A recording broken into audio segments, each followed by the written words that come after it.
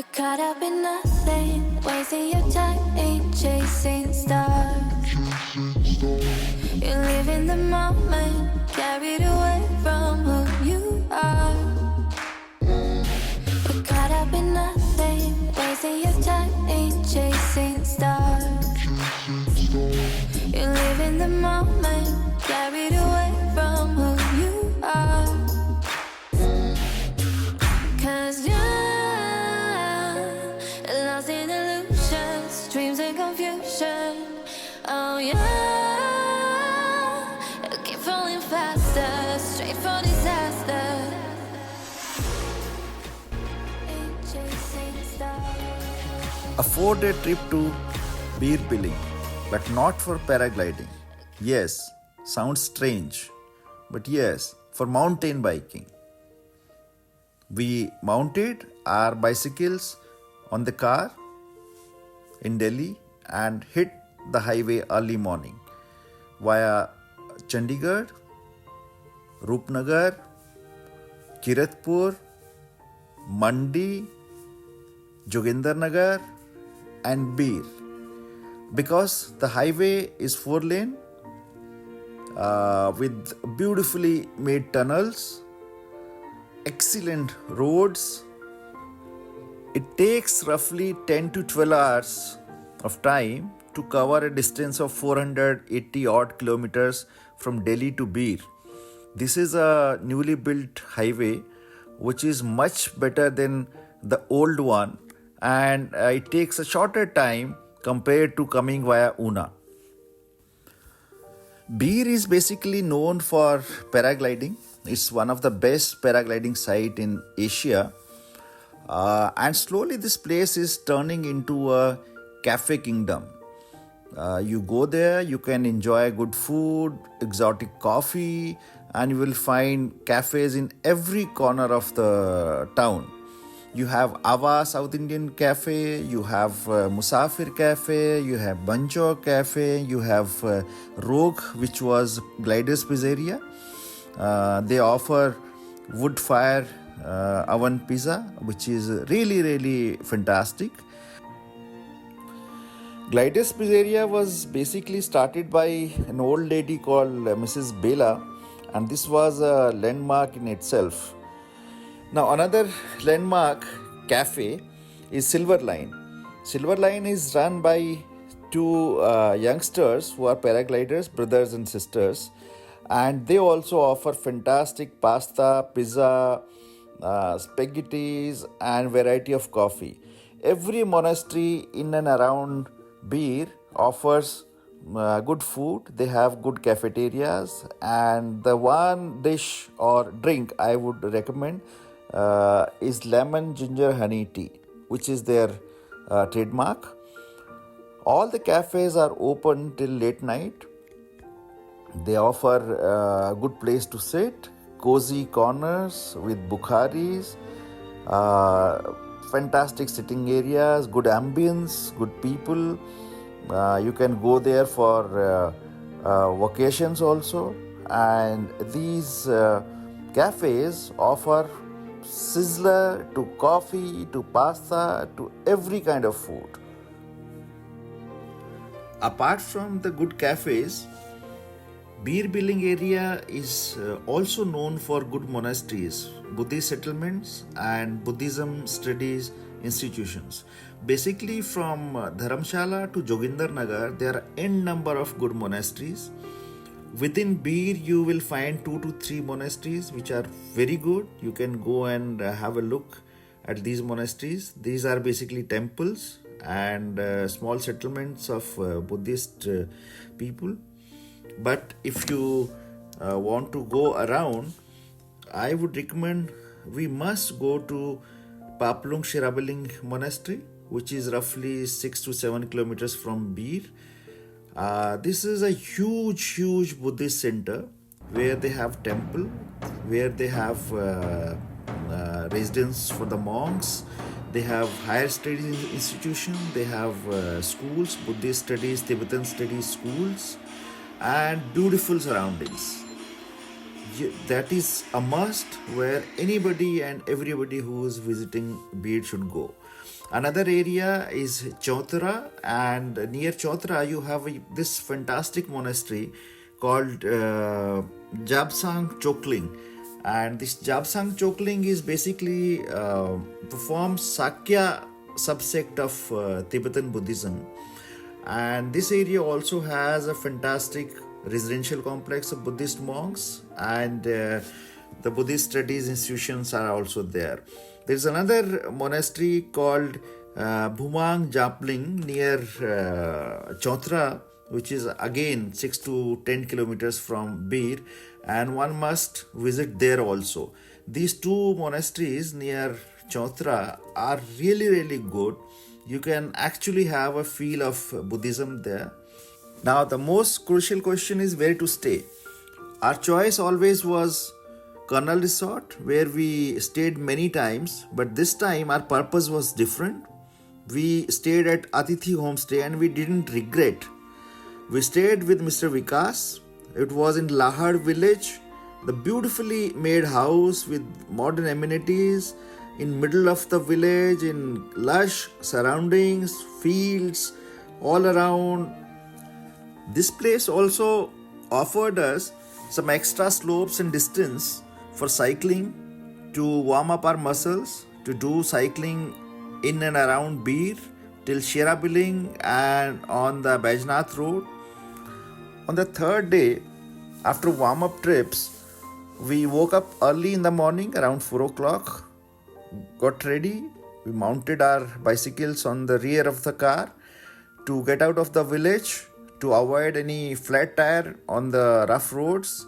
We reached on the proper tarmac of Bir. We started cycling after 5 or 5:30 and it was still dark because these were winter months. So we had to use cycle lights.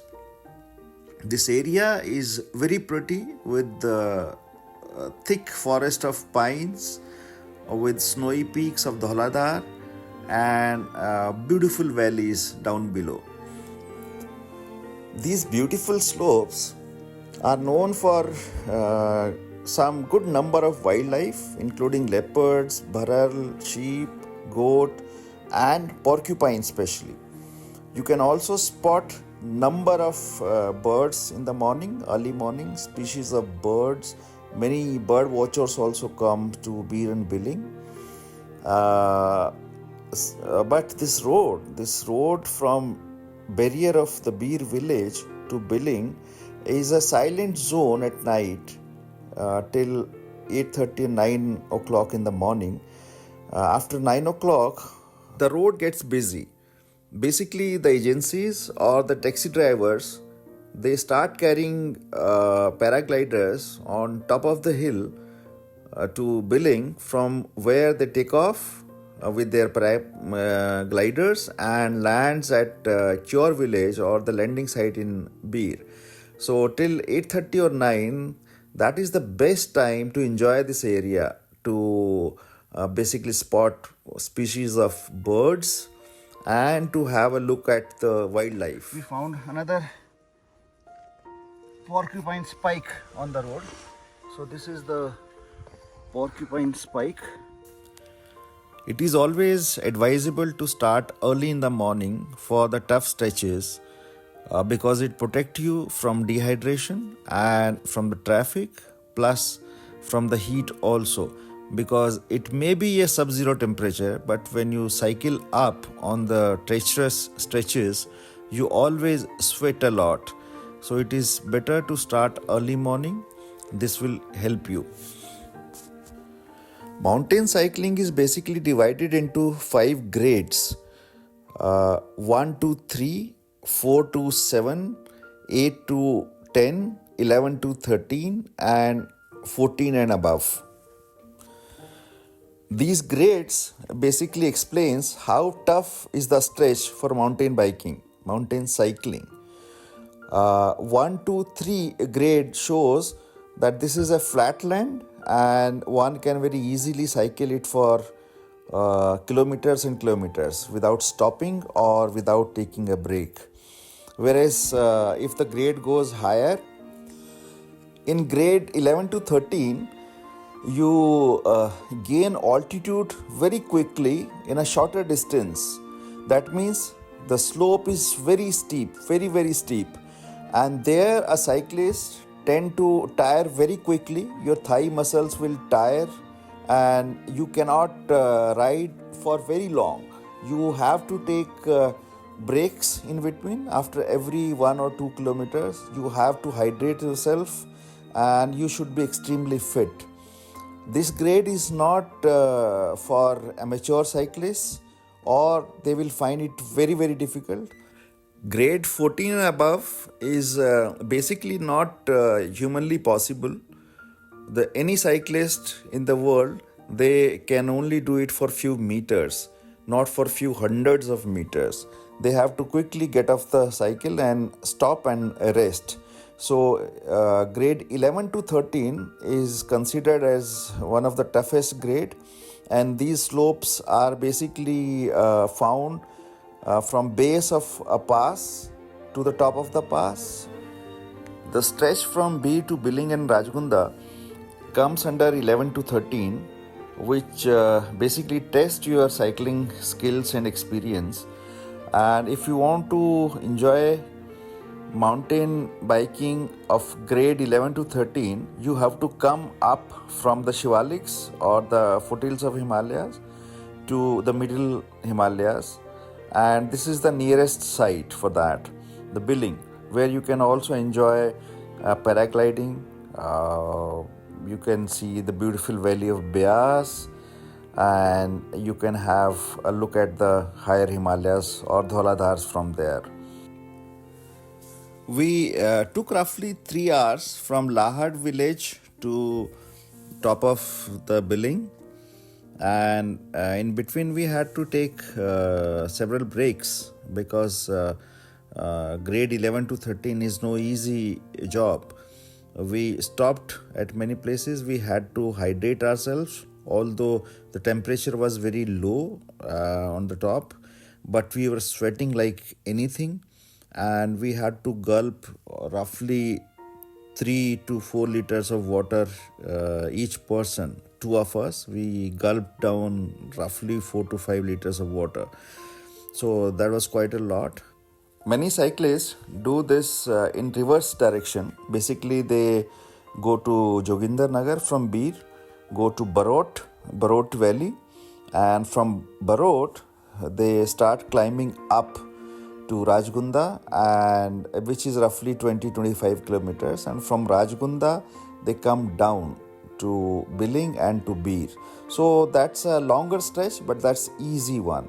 That may be between 7 to 10 grade because altitude is gained once, and then you have to come down all the way. After December, this whole area which you are looking at now, the takeoff site for paragliding, this will be snow covered. The whole this top of the hill will be snow covered. Dhauladhars will be white, totally white. That time one can do snow cycling with proper snow tires and snow gear. But this was enough for this time, and these were our emotions. Hi, we are on the top ridge of Billing, a takeoff site for paragliding. You can see on your left hand side, the paragliders are taking off from there. So look at this paraglider. He is just taking off. Now wind is pushing him. We tried, this was the first attempt. We came here for cycling. We started from Bir in the morning. It took us around 3 hours, slightly more than 3 hours. We came gently, and this is a gradient of 11 to 13, which is pretty tough in cycling parameters. On my right hand side, you can see the Dhauladhar mountains. Some snow is left over there, but this is the end of snow season, last snow season, and now the snowfall will start, and you will see the entire range is white. If you look at down below, you can see mighty Beas river also going through the valley, the Kangra valley. That is Kangra. I think in video you cannot see it very clearly, but You can see Beas River meandering, and from here you can see Bir, Rajnath, Palampur, even till Dharamshala you can see from this point. And down below is the bee town, and you can see paragliders hovering there. Now our motive is different. We are on a different trip. We are on a cycling trip, and cycling on this gradient is also pretty tough. You can see the another paraglider making attempt, and yes, he did it. This is a solo paragliding. It's pretty dangerous here also because this is a top ridge.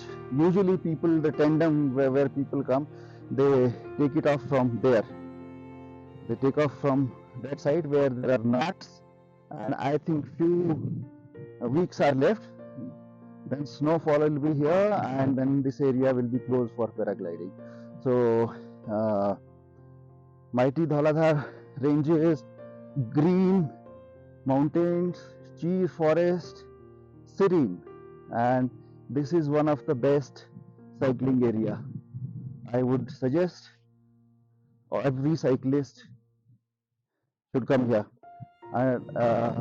Long back we did a circuit from Bir to Billing to Rajgunda, and then we went down to Barot because road link was not there. For some time we had to carry our cycle on our shoulders, and then we went to Barot Valley, which is unexplored, and then we reached Narendra Nagar and came back. So it's a fantastic cycling circuit which we are trying to do this time also. Thank you.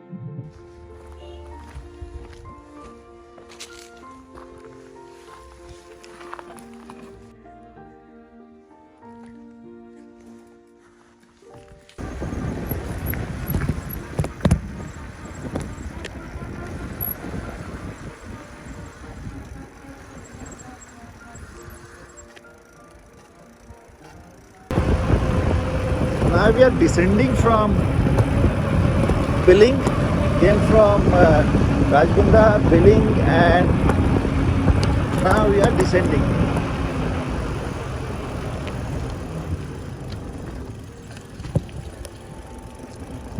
Descending in cycling is also equally dangerous, although it needs almost no physical endurance, but you have to control the cycle. Cycle is the only vehicle which humankind use which is lighter than the human body. So even if you apply brakes, there will be no traction, and a smaller vehicle may stop, but your body weight will throw you out of the hill, down the hill. And most of the casualties of cyclists happens during descent. That's why descent is easy but dangerous. Right now my cycle is over 45-50 km per hour, but moment any vehicle comes from front, I cannot apply brake all of a sudden, and this will take me down immediately. So descent in cycling is always accident prone. We are coming down from our downhill from our cycling trip. It was fantastic. So it took almost 3 to 4 hours to reach there, but we will descend the same stretch I think within 40 minutes, roughly 40 minutes. So that is the difference.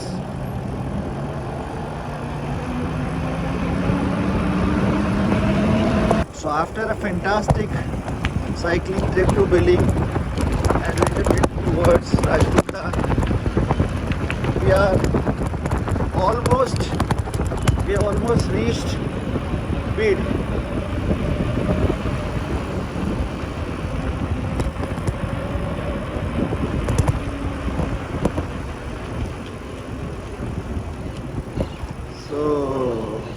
is like our mission accomplished. This is the barrier, and you can see the signboard.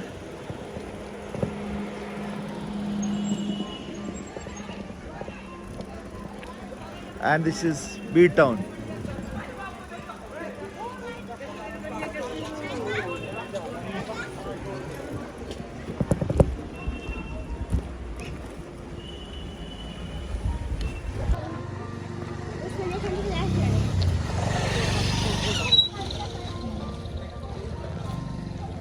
So we reached where we left our vehicle in the morning. You're caught up in nothing, wasting your time ain't chasing stars. You live in the moment, carried away from who you are. You're caught up in nothing, wasting your